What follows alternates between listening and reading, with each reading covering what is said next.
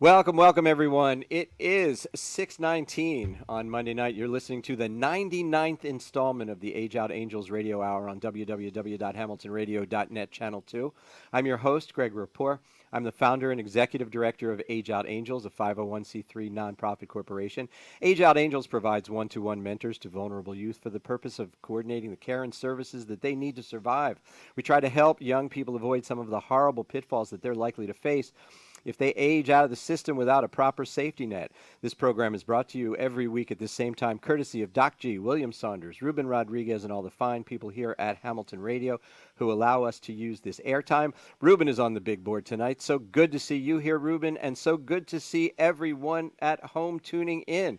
We put together what I hope you will find to be an insightful and compelling view of the child welfare system and related issues that improve our communities. So get ready, because it's a full house in the studio tonight. From a wonderful organization called I Am Trenton, we have John Carl Lewis, who is the president, and Raj Manamaran, who is the vice president and chairman of the Grant Selection Committee, the man with the longest title in the nonprofit world. And also with me tonight is Keith Jackson and Rochelle St. Fard. Keith is the president. Rochelle is the vice president of a wonderful little organization called I Care of East Windsor and Hightstown. It's very localized, and when you hear about this tonight, I want all of you who are listening out there who are thinking, oh, maybe I could start a nonprofit and do some good. I want you to hear their story, because it is one that you can mirror and actually realize that kind of a dream. So stay with us for the whole hour tonight, because I promise if you do, you'll be just a little bit richer in the end. And stay with Hamilton Radio all night for a combination of great music and talk. Music after this. Dr. Nace isn't here this week, and I just want her to know that I miss her if she's listening. I hope she's back next week with her show, The Argument. Troy Alexander comes in at 9 with an hour of inspiration, so it's going to be me, music, Troy, music. Keep it right here at Hamilton Radio all night for good talk and good music. Now, please take a moment. Open a separate browser and find us on Facebook if you're listening on Hamilton Radio. Go to my name, Greg Rapport, hit that share button, or email your whole address book and tell everyone to go to www.hamiltonradio.net, Channel 2. Tell everyone in your world what we're talking about, because what you're going to hear here applies to every geographic region, including where you live. What we talk about here needs to be shared. Don't keep this private to yourself. Help us share it. Tell your friends. There's a whole generation of youth out there being forgotten, and caring people like you and me and the people in this studio with me just can't sit still while that happens. And while you're doing that, let me remind you that we're here almost every Monday from 6 to 7 with the Age Out Angels Radio Hour. Next week, October 14th, our 100th show. 100th show, ladies and gentlemen, which means if you listen in, you should really have a piece of cake for yourself, because we'll be having it here in the studio. Our guest next week, HOUR10, executive director, HOUR10. A lot of new companies sort of springing up, and HOUR10 is, I believe, a live-in school, that takes kids who need shelter and education. And their executive director, Natalie Tung, and operations manager, Nandini Singh, will be with us. And we're going to review the last 99 shows. We'll have a little walk down memory lane to see what you've forgotten, what we've learned, and maybe remind you about some nonprofits that offer services you might be able to take advantage of or derive some benefit from. So be sure to tune in every Monday at 6 p.m. for our unfiltered look at the child welfare system and other related community services. This is where you come to get the whole truth. And I promise what you will hear tonight, you will not hear on the nightly news. This is the only place you can get this information. And since we're live, you know, you can be part of the show if you want to. You can write to us in the comments field on my Facebook page. You can call in if you like. There's a lot of ways that you can be a part of the show. Here's some good news to kick off the show tonight. In fact, I think tonight's show has a lot of good news. We're going to be talking about the grant applications that I Am Trenton has given out to companies. We're going to talk about the wonderful work that iCare does. And a little good news from Memphis. Well, it's kind of a mixed message, to be honest. A new public-private partnership is working to make the transition easier for children who age out of the foster care system in Memphis, Tennessee. The governor, Bill Lee is his name, along with the Department of Children's Services Commissioner, stopped at youth villages to announce a commitment of $14 million to help children as they turn 18 and age out of foster care. Sounds great, doesn't it? $14 million. Youth Villages is a wonderful organization that helps kids. What was wrong with that sentence? I'm going to say it one more time. Stopped at Youth Villages to announce a commitment of $14 million to help children as they turn 18 and age out of foster care. Anybody have an idea of what was wrong with that sentence? Don't let me make it hard for you. They age out at 18. What's wrong with this picture? What's wrong with Tennessee?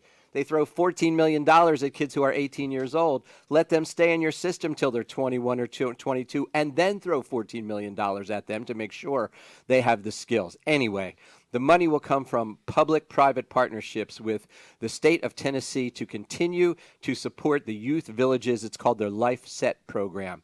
Already, the Life Set program has helped more than 10,000 young adults between the ages of 17 and 22.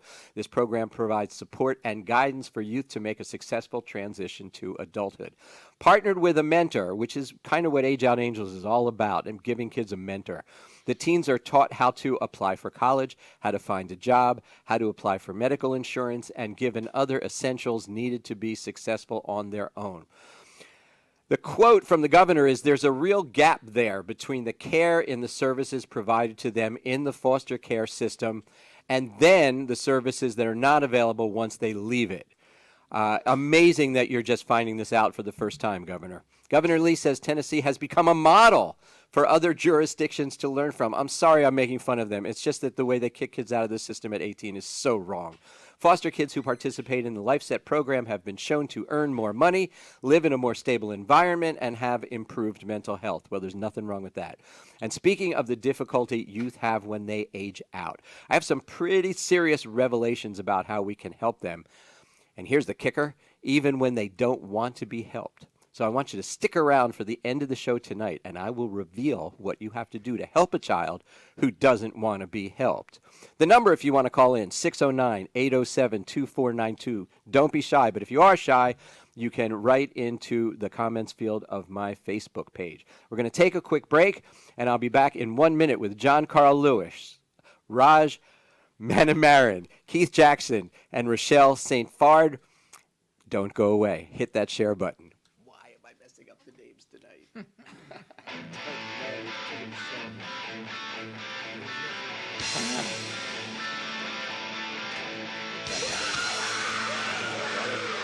Thank you, Ruben.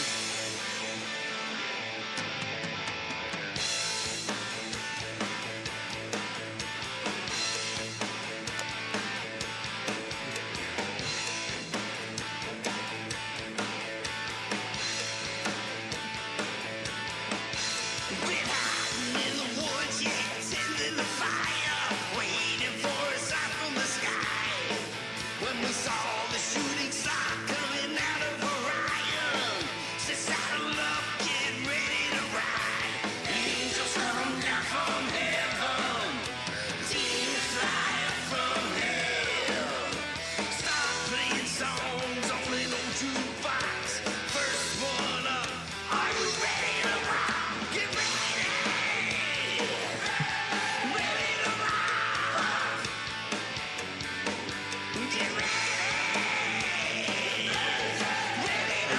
theme. I don't.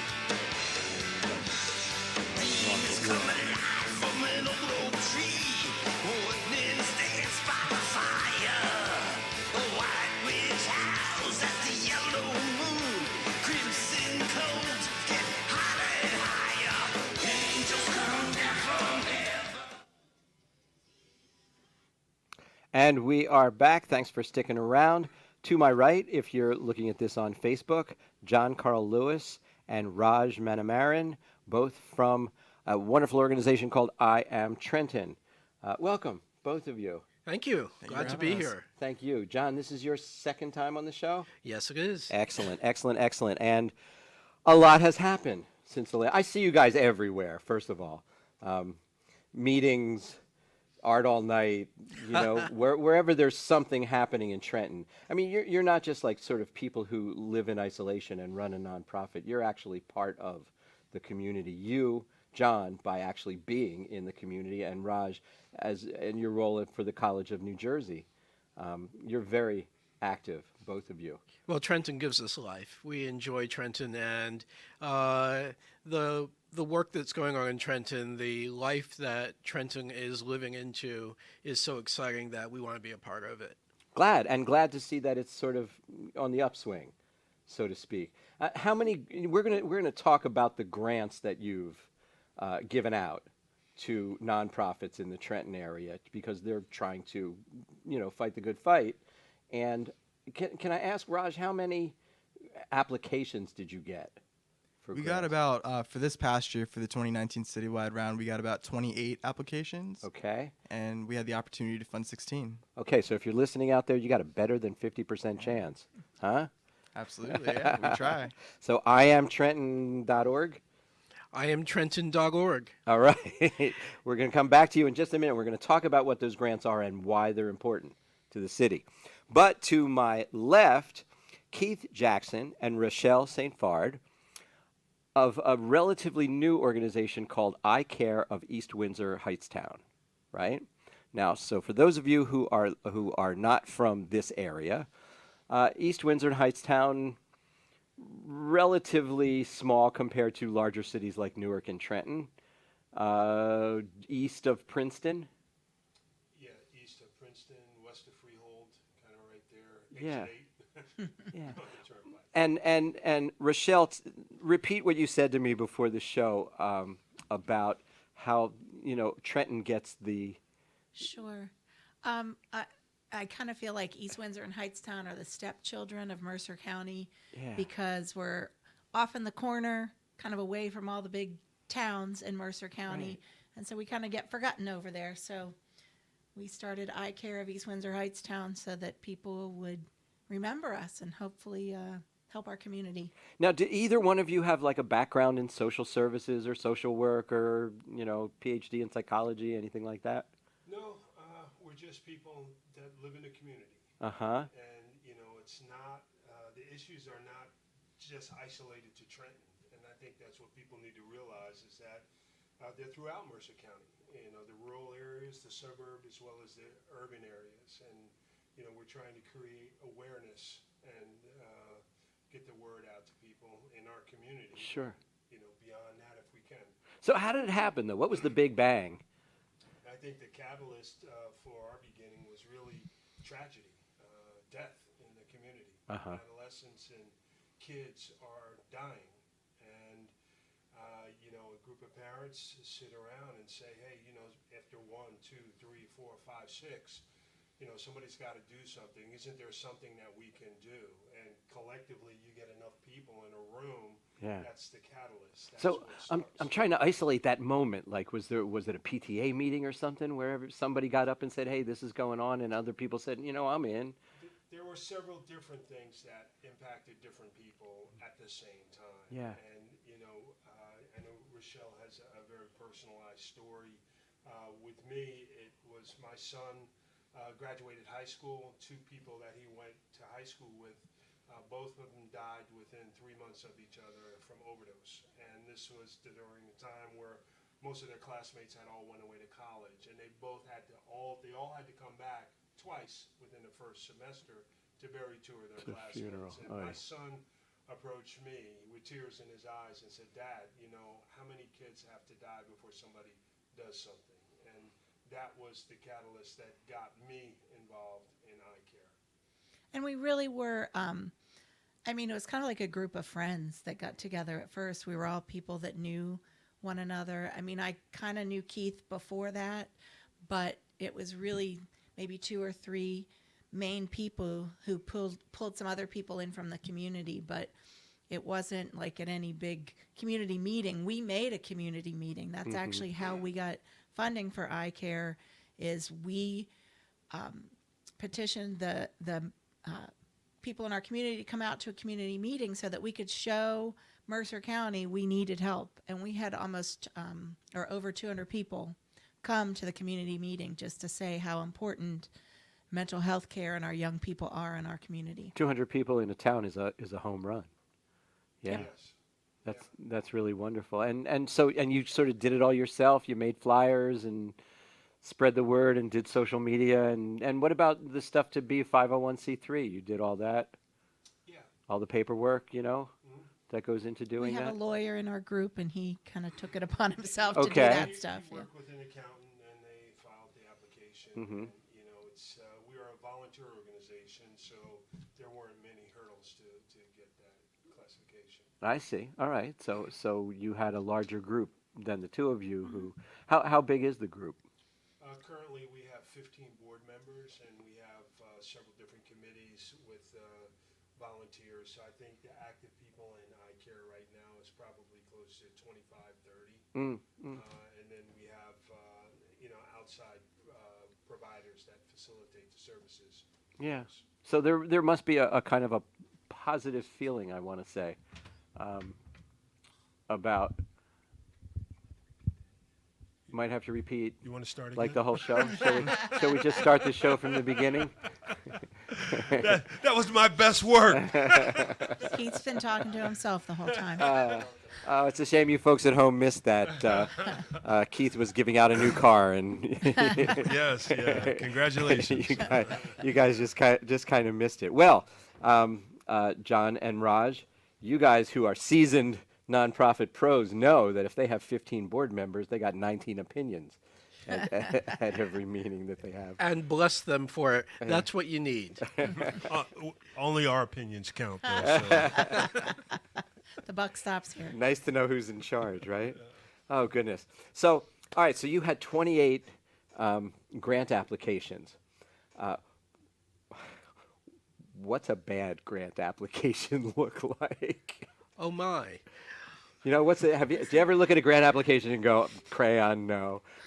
Well, we do occasionally receive applications that where they haven't followed any of the directions we've asked, and they've just sort of free-formed a document which is too short or doesn't have a budget or doesn't give us any reason to fund it. Yeah. And those are unfortunate because sometimes we can see a good idea in an application like that. But our team of readers depends on the applications to know how well an organization is going to work with the money that we give them. Right. So a great application is easier to talk about, ones that give us a reason for their passion. Follow the directions, give us a reasonable budget, a good time frame, supporting documents if they have them. We look for a really good idea that's neighborhood based, that benefits people in Trenton.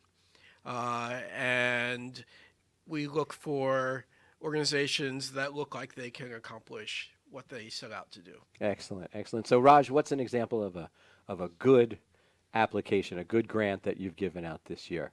Sure. Not the best. We're going to save the best for later in the show, but what's a good one? Absolutely. And so what a great grant looks like is when we get all the information, we understand why they're doing what they're going to be doing, and the readers who are made up of Trentonians. It's not us who are picking. It's a group of Trentonians that we bring in who read the grants and understand what's going on and pick them. They will go about selecting them and providing them the funding they need to make the grant happen.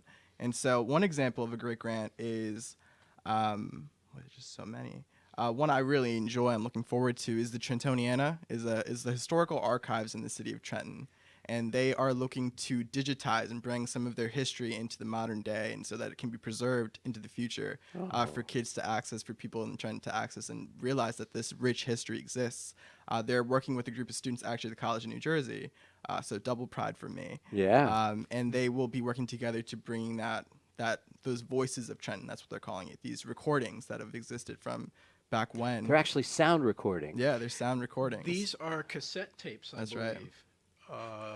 That they were afraid would fall apart. They're on They the will. verge of falling apart. Yeah. And so now they go into the cloud, and they will be accessible to everybody, as long as we have the technology to read the cloud. Right. And so, how much Sure. do they get for? So that's you know, why to I do kind that of picked them, project? is because it's only a $500 grant. Yeah, it's students. It's one of our smaller grants, but Yeah. it's going to have such a great impact for a very long time to come. So that's what we look for. We look for grants that maybe aren't looking for the most funding, but they will have high impact in the long run. Now, and then their role in this is to digitize the sound recordings. It would be up to someone else to then take those sound recordings and turn them into a lecture or a presentation of some kind in schools. Well, Right. this was done in conjunction with the Trentoniana area of the Trenton Free Public Library, which provides resources for people looking to do historical research into Trenton Okay. and New Yeah. Jersey. Yeah. So they're primarily a repository of old memorabilia, documents, photographs. If you have a box of Trentoniana that you don't know what to do with, they'll take it, and other people can utilize that for their own research. Excellent, excellent. We'll get back to you in just a second with a couple more ideas, but let's go over to iCare for a second. So this was iCare was sort of started out of tragedy, right? But you had to set parameters, a mandate, so to speak, of what it is that you're actually trying to do, right? Following John's explanation of what a bad grant looks like, for example. So what's your mandate for iCare? Our mandate is really to provide free and accessible support services for people suffering with mental illness and substance abuse. And I know that is a far and wide topic, but we didn't want to leave anyone out. And in the past, there have been facilities where you could go if you had, like, if you were suffering from depression or anxiety, you didn't have money, you couldn't afford treatment. There have been facilities that you can basically walk into and make an appointment, and they would counsel you and provide you the services you needed. We actually had those services in Hightstown years ago, and that was the gap that we're trying to fill. We said, hey, listen, first, what we want to do is be able to provide services free of charge and accessible, okay? And it's very wide-ranging. I mean, our initial impression was that this would be mostly people suffering, older adolescents, post-high school kids coming in with substance abuse issues or anxiety, depression. And what we found is that the demographic actually was much younger children, third, fourth, fifth, and sixth grade, who were having issues in school with bullying or feeling like, they were outsiders or just wanting to talk to somebody. And we facilitated that to happen. So that is our mandate. Now, going from there, we seek to continue to provide programming along that mindfulness spectrum. Other outlets for kids, as we mentioned, yoga, right? Something else to do. We have peer support groups that we're developing to allow the children to come together and work with each other. So, it is pretty wide, but it all comes back to people who are suffering with mental illness or anxiety, depression, substance abuse. Who can they go talk to? And not just the people who are suffering, maybe people in their environment, their parents, their siblings, their friends. Who can they go to when they need to talk to someone? People don't realize that problems are not isolated. They affect a whole families and extended families beyond that. Just out of curiosity, so you have relationships with organizations who provide these services for bullying. Do you know the people at Kidsbridge? Like, what do you do? Not What do you familiar do? with them. What do you do for bullying? Well, really, it would be more that someone was coming for counseling on how to deal with that, or for therapy to talk to someone about dealing with that. I don't think we've so much tackled the bullying, but we would Yeah. love an opportunity to look at some organizations. I'd be happy to send you that Yeah, that information would be so that great. you can partner with them. I'm sure they'd be happy to help you guys out. And one of the things that the executive director told me a long time ago, she's actually been on the show twice, is that the best way to avoid or to mitigate a bullying circumstance is to find that one person in the school who cares. Just the one person. It could be a teacher, could be a guidance counselor, could be a principal, could be a janitor, it could be anybody, but there's always in a school, there's one person who cares, and that can mean so much to a kid, who's getting bullied in that way. Now, what's interesting is the two different places where you guys live. Raj and John, you're doing your work in Trenton, right? Yes. Where transportation is probably, after poverty, one of the biggest issues. It's right? a terrible issue. Exactly. And West Windsor or East Windsor, Hightstown, in East Windsor and West Windsor are like worlds apart sometimes, right? East Windsor, Hightstown, if you don't have transportation, you're dead meat. I mean, everyone has a car in East Windsor, right? Not necessarily. I mean, What do you do? Hightstown is a small community, right? Yeah. So you can actually walk from one side of town to the other. It's a downtown. It's yeah. a downtown, and we located the facility so that it would be in walking distance to most people and in close proximity to the high school.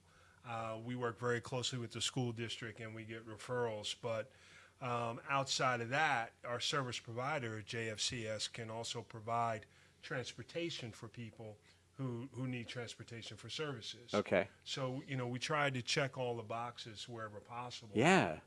You've been but, really thorough. Yeah. And another opportunity that has come into our community is actually because of what we've done.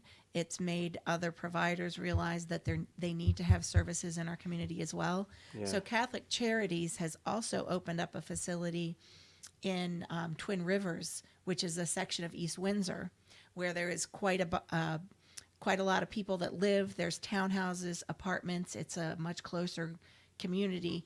So people within Twin Rivers can walk to the facility in Twin Rivers that Catholic Charities Charity has, and that too actually is free services for.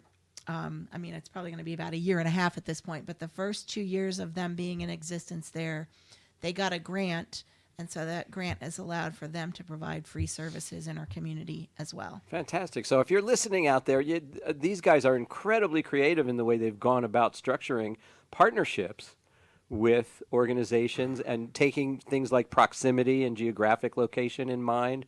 This is really, really a well thought out program. And it's kind of neat that you're only a year and a half old, you said, right? Yes. So you guys got a long way to go, but boy, you've put a foundation in that's just excellent. I want to just take a second, say hi to a few people who are listening out there. Missy Allen joined us, Nathan Davis, Todd Chappelle. Looks like Missy Allen left and then came back again. Phil Lux is out there. Hey, Phil. Mark Wienerman joined us. Jose Angel Diaz is out there. Joe Buffard. Roberta Evantash. Carl Rogers. Relation? No. Oh, okay. Ronald Prevail, Gary Pearsall. Hey, Gary. Guys are out there listening. We appreciate it so very, very, very much. Raj, tell us another grant. Tell us what's a good grant? Because here, what we have over here is I care, and we have to make sure we put the emphasis on the second syllable, because I care sounds like an optometrist, but I care is really what you guys are about, and they'll be writing to you next year. So, but it's Trenton. Yeah. Oh, you're screwed. But it works with other organizations. Yeah. What does a good Northeast grant Trenton. look like? Absolutely. So what I'm really excited about this round is that we have a number of great grants that are working with youth and providing a platform, providing programming for them. And so one of the ones I'm really excited about is the Freedom Skate Park. I don't know if you've heard about it, but they're this No. new indoor in kind of mobile skate park. They do these free skating exhibitions all over the place at different events. They did a great exhibition at All Night. And so what they're looking to do is expand their programming, build some ramps, build some things that they can use to teach beginners and kids how to skate. And Okay, so are we talking about like half pipe skateboarding, Yeah. or are we talking about like roller skates? both? Half pipe. Oh, Well, both. I think it's both, but the stuff they're going to be building with the grant is going to be the half pipe. Wow. Yeah. Yeah. One of the nice things about Freedom Skate Park is I had no idea, but Trenton is so conducive to skating that people come from the suburbs and all over the place to skate Trenton cityscape because of the concrete and the monuments and everything. So Freedom Skate Park is going to provide a place where suburban kids, Trenton kids can mix it up, get together, have a good time together, and share experiences and just have some fun. Absolutely, and I saw some of that at Art All Night. There was a kind of bit of an exhibition. There was a kind of a small half pipe and a ramp kind of set up, and the guys were That's right. were out there having a good time. You know what I love about this? Organizations like I Care are so very necessary, providing those services that can keep people alive. I mean, let's be realistic about it. But I hear a lot, especially in Trenton, that kids complain that you're so busy dealing with my mental health and getting me a rain slicker, but there's no fun, you know? And so a skate park, that sounds like fun.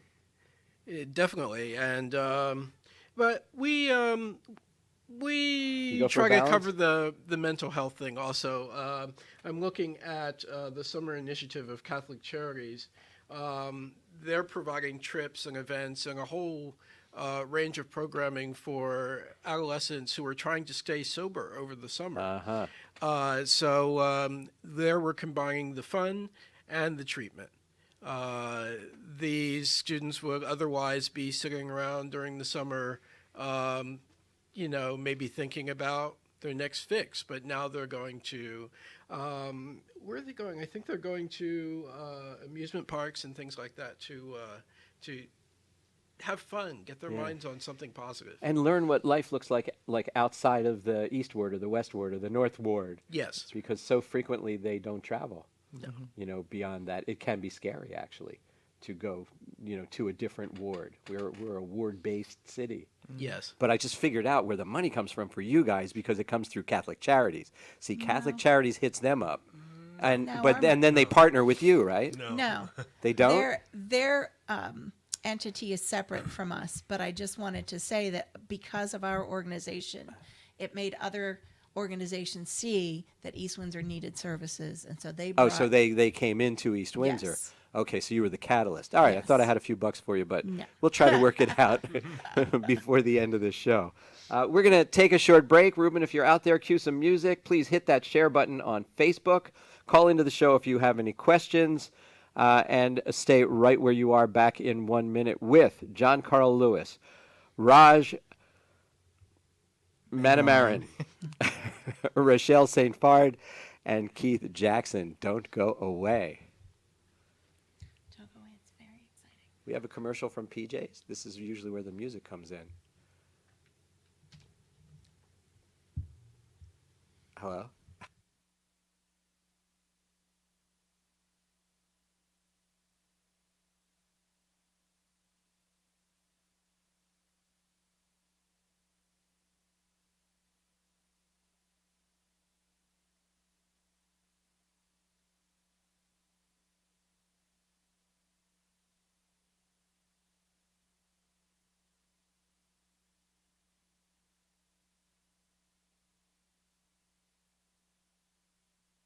Hi, hello, Miss Farkle, and welcome to your first day at PJ's Pancake House's newest location in Robbinsville. And there's your first call. Hello, PJ's Pancake House, Robbinsville. No, I'm sorry. What was that? They wanted to know if PJ's Pancake House is open for lunch and dinner. Miss Farkle, PJ's is open for lunch and dinner. Be careful. Hello, PJ's Pancake House, Robbinsville. I'm sorry, we don't. And what was that? They asked if PJ's has a bar area, to watch the baseball games, NASCAR, or football. Miss Farkle, take a look around you. What do you see? PJ's Tavern with lots of flat screens? Right. Hello, PJ's Pancake House and Tavern. We're not just pancakes and breakfast anymore. Plus, catch the game and enjoy PJ's new tavern menu. PJ's Pancake House isn't just for breakfast anymore. Get to the new PJ's in Robbinsville, 19 Main Street, across from the State Farm office, and online at pancakes.com.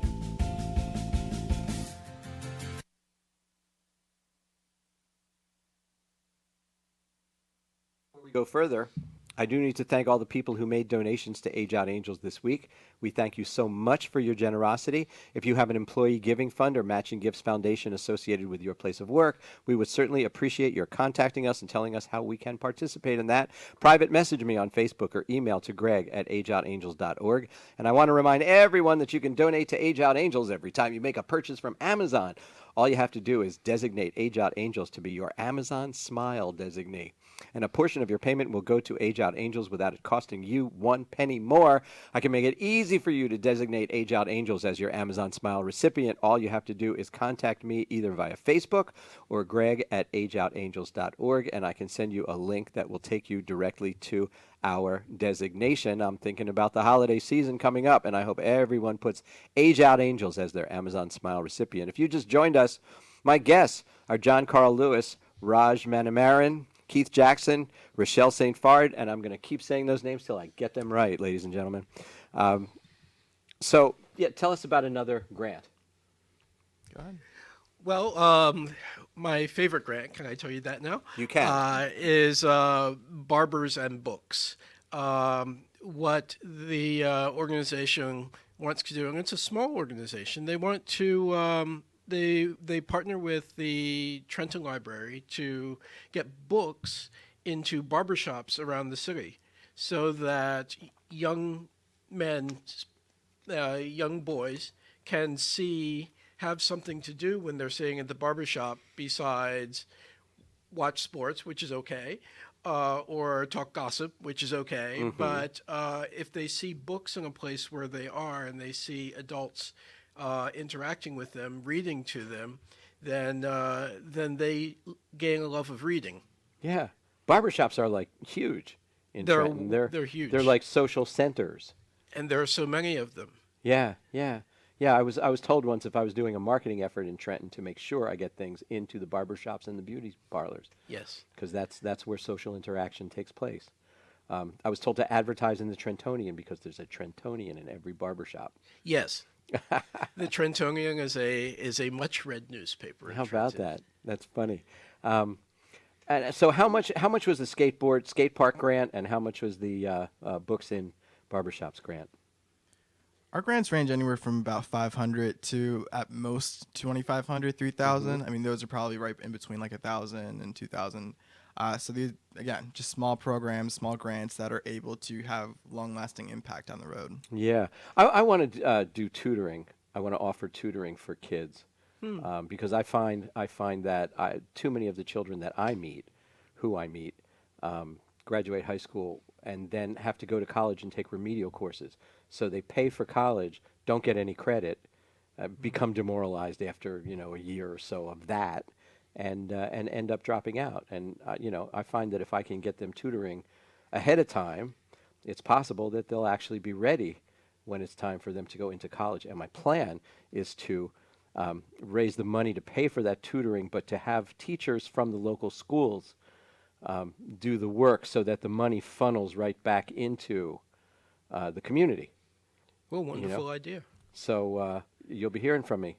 Oh, we'll be glad to. Next year, I'll be grant number 29. You'll know mine. It'll be all red crayon. Tell us some good work that iCare has done. How does one access your programs or your? Would you like me to go? So you can find us on the web at ICARE of East Windsor, Heightstown.org. Actually, it's iCare of EWH.org. And we also provide our services through Jewish Family and Children's Services. And their telephone number is 609. And of course, I'm going to mess this up because I always have to look because there's too many eights. Yes, 987-8100. So 609-987-8100. They can call for an appointment. They can also find iCare of East Windsor Hightstown on Facebook. We, in addition to the counseling services that we have Monday through Thursday, that's by appointment only, but we also offer some weekday programs. There is once a month, the second Thursday of the month, we have a program. It's a peer support group for young people aged 15 to 30-ish who have lost friends or a sibling to suicide or overdose. We also have Parent Support Network, which is a program that is run through NAMI, NAMI Mercer. NAMI is the mental health. Yes, National Alliance of Mental Illness. Right. So NAMI Mercer has partnered with us to provide this service in Hightstown on the third Thursday of each month. We also offer yoga on Wednesday evenings for teens in a local yoga studio, so you can find information on our website or Facebook page about that. And one other thing I wanted to mention that's not officially an eye care program, but I lost my son to suicide, which is part of the reason that I'm involved in eye care. Yeah, it's brutal. And on every Saturday morning, I have breakfast with other mothers in the area who have lost children to suicide or to overdose. So if anybody's interested in that breakfast that has lost a child to suicide, you can look me up on iCare's website, send a message, and I can reach out to you. I'd love to have somebody else join our group. We don't think of it, towns like East Windsor and Hightstown like drug addiction towns and suicide towns. It's, if you don't tell people that it's going on, it's the best kept secret in town. Trenton, we have no problem believing, that people have a drug problem. And I think a lot of the reason we have no problem believing people in Trenton have a drug problem, or many do, is because I think the whole city is basically traumatized. There's so much trauma that exists in Trenton. I almost don't blame folks for needing to self-anesthetize. Well, we one of our early grant recipients was Kimmy Carlos, who is doing great work with the Urban Mental Health Alliance around that particular issue that in urban centers, people are living with PTSD. When the poverty creates traumatic disorder. Right. And her work is trying to address that, Right. that issue. And remember, she lost her mother to suicide. Right. So there's a lot of depth, to that. But we don't think of East Windsor Hightstown as being, gunshots at night. And in Trenton, almost everybody knows someone who's been a victim of gun violence or incarcerated or something. It may not be them directly, but everybody knows somebody. Is it that same in East Windsor and Hightstown? Yeah, I mean, when we did our community town hall, we had over 200 residents in that room, and we asked the question, is there anybody here who's not been impacted or knows someone who's been impacted by either a mental health issue or a substance abuse issue? And nobody raised their hand. Really? Because this resonates with everyone. And that's a common misconception. And one of the things that is consistent with our mission, we want to create a dialogue.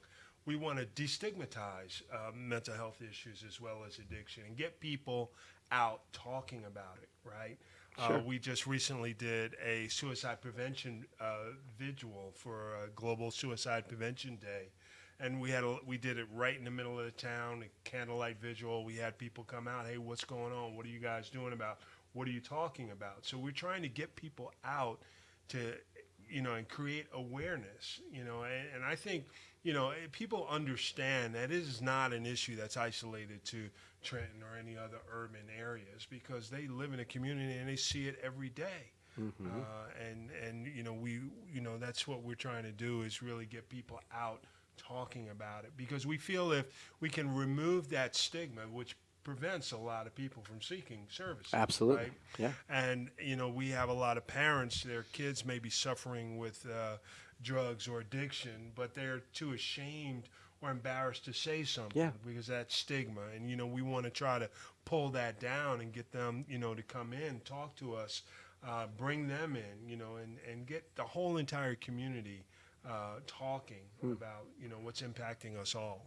Do you think the the drugs are a result of like the OxyContin Absolutely. explosion, or Without yeah? question, I Oh, think that, I mean, yeah, there has always been, drug issues, right. but the opioid epidemic is a direct result, I think, of pharmaceutical OxyContin. Yeah, we should hang the produced by a Sackler pharma, family by their balls. We really should. and they're being held accountable. I think they just settled, but that's the reason. You hear time and time again, how did you get addicted to heroin? Well, I hurt my back and I started to take Yes. OxyContin. Yeah, I know you somebody that was given 500 OxyContins Yeah. after spinal surgery. Oh, 500. absolutely. When Absolutely. it was over, she was hooked. She was an addict when it was done. Yeah, and see, now that's not a problem that's isolated into the urban area. And in fact, it's probably more relevant in a suburban area where people have access to good health Good care. doctors, Good yes. doctors who are prescribing oxy like, Yeah. gumballs. Yeah. And, unfortunately, I've seen way too much of that. And yeah, there's no question Yeah. it's a direct result of that. And just for the record, that was such a lame settlement. Not all the states agreed to it. There are some states that are suing the Sacklers directly, and because the Sacklers were left with about 10 or 11 billion dollars after that settlement, and it's a so joke. It what's is a that? joke. Yeah. They should be in jail with no money. Is where they Yeah. should be. Yeah. They've killed so many people and ruined so many lives. It's just unbelievable. So we need Raj to restore some happiness to this show here. So we got time for one more grant. Sure. Like I mentioned, we have a lot of great grants working with kids. One of the ones I'm really excited about is one done by Lisa Lewis, who's a member of the Trenton Community Aid team, which kind of sprouted out, was this artist group that sprouted out from the Trenton Area Soup Kitchen. So a lot of formerly homeless artists now have become residents and are looking to give back to the community that they're from. And so Lisa is going to be doing this great workshop series with kids. It's going to be called Kids Eye View, and she's going to get kids together to teach them how to paint, specifically teach them how to paint birdhouses. And I think what's really great about a program like this, it's tapping into one of the greatest resources in Trenton, which is the art scene. And it's empowering kids to realize that they can also be artists. Anyone can be an artist. Anyone can be someone who portrays their story through art when they have the opportunity to. And so Lisa's providing this opportunity to dozens of kids who are going to come through her program.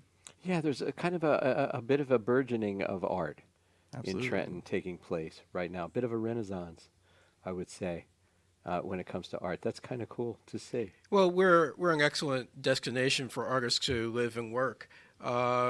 Things are relatively cheap. We have transportation to the major population centers in the country, the major markets in the country, and there is a community that supports art, that loves art. Yeah. And I'm not just talking about the upper class or the middle class residents of Trenton.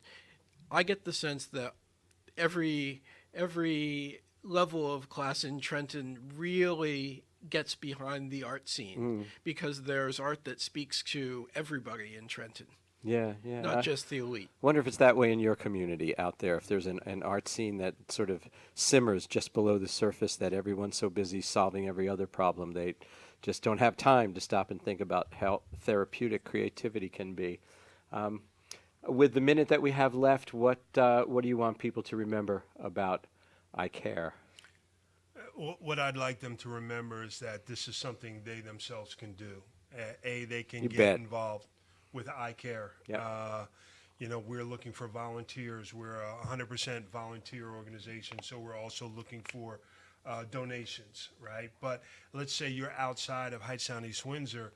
Simply talk to a few parents or people in your neighborhood. I mean, it's not difficult to do. You can make a difference. And it all starts with people sitting around asking themselves, hey, somebody needs to do something. What can I do? I think anybody can do it if you have that sentiment. Fantastic. You just have to be communicative, huh? Yes, you got to reach out. Yeah. Because there are others who are sitting around saying the exact same thing. Yeah. If you get them all in the same room, they're like, hey, I was thinking the same thing. Let's do something. Yeah, because it sounds, from what you've described, it sounds like it's really kind of an organic Extremely. coming together of I guess that's what a grassroots organization is made out of, a sort of common bind that people common ground, thank you, that bond that people didn't, may not have realized everyone else shared with them until somebody said, hey, this is how I feel. And everyone else said, yeah, me too. That's really amazing the way you've done that. And I hope the folks out there who are listening are just tremendously inspired by it. And you, gentlemen, for I Am Trenton, I want to see you back here over and over and over again. I want you to bring the people who are doing the grants. I want to hear all the good stuff that's going on, because I got enough misery to go around, I don't need more misery. What I need is people like you. Well, we'll bring the joy, and we'll keep doing it as long as we have organizations like iCare, where grassroots people, just regular people, like everyday people, get together, they see a problem and they attack it, they bind together, and they get stuff done. The resources will come when you put forth the effort. Yeah. So there's lots of good news waiting to come down the pike. Fantastic. I'm sorry, you wanted to say? Yeah, one last comment. iCare will be at the Heightstown Harvest Fair this Saturday. Okay. So if you're in the area, it's a great day. We'll be there all day. Feel free to come up to the booth and talk to us. We have a rock painting activity, but it's a really fun day. Good. Yep. Good. Okay. Thank All right, you. we're gonna take a short break, and I'll be right back with some final thoughts, and we're gonna talk a little bit next about how we can help a child who doesn't want to be helped. Back in a minute. Don't go away.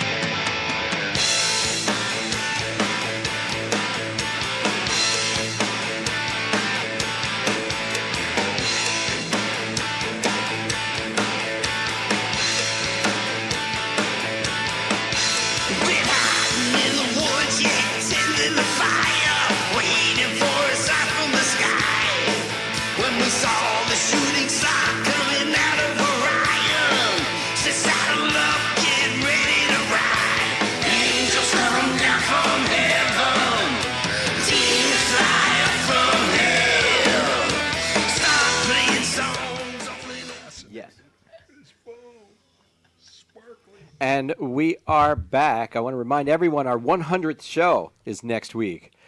So I hope you're going to tune into that. It's going to be quite an extravaganza. It's going to be hard to push the cake through the radio, so you're going to have to get your own at home. But it's going to be a big celebration next week. I wanted to talk for a minute about what it takes to get through to a young person who doesn't want to be gotten through to. Something we experience a lot. And if you're going to work with kids in foster care, especially youth close to aging out or post-aging out, don't expect to be welcomed with open arms. You don't get into this business to soothe your own ego, because it's going to take a hit. Imagine what is going through that kid's head, though. First of all, we think of these children as being alone, but frequently that's not exactly the case. Like when they're 18, 19, 20, 21 years old, they have a few friends, possibly siblings with whom they've been separated from and they envision reuniting. They do have some people in their lives. And it's great to have a few friends and siblings, but I mean, the problem is that these folks are not people who will help them move their lives forward towards personal independence, because in that whole grouping I just described, there might be emotional support, but there's no skills. And of course, for females, there's no shortage of men who would like to get them pregnant. And there's no shortage of predators who will just use any gender for sex trafficking, and that's out there too. It's out there in a big way. So they don't realize, these youth don't realize that the people who they think of as support in their lives are not exactly what we would consider to be the best role models. And so here you come along, but you're competing essentially with all that peer group pressure. And add to that the fact that many of these youth don't have skills, haven't graduated high school. They may even be of diminished capacity and lack the skills and perspective to make what we would consider to be proper decisions. But what they do know for a fact is that you're an adult stranger. And frequently, every single adult in their lives has abandoned them at some point. It's almost like they know the one thing they can count on you to do is let them down. Even the Department of Children and Families caseworker, who worked so hard to get a mentor for them before they closed the case out, And if some of you guys are listening, the folks from DCP&P who call us, you guys are the best.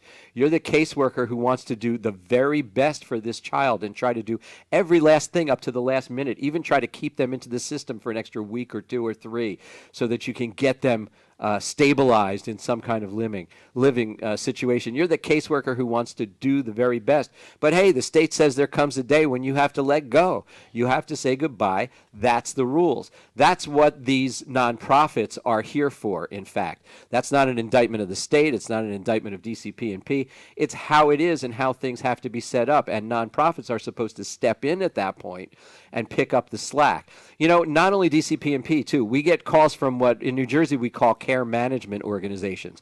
Those are organizations that are contracted by the state to do some, extra work along with the DCP&P caseworker. And lots of times we get calls from the person at the care management organization who, again, wants to just do the right thing before it's time to say goodbye. Shout out, by the way, to the Multicultural Center in Edison and Ocean Partnership in Ocean County, New Jersey. You folks are the best, but eventually you have to say goodbye. Many times children will learn to lean on their caseworker, but over time, life trains them not to get attached. Life trains them to do that. Don't get attached to your foster family because one misstep and you could get moved. Don't attach too much to your caseworker because that could change overnight as well. Hey, caseworkers retire. They get old and they move on. Child gets moved to a different place and gets a new caseworker.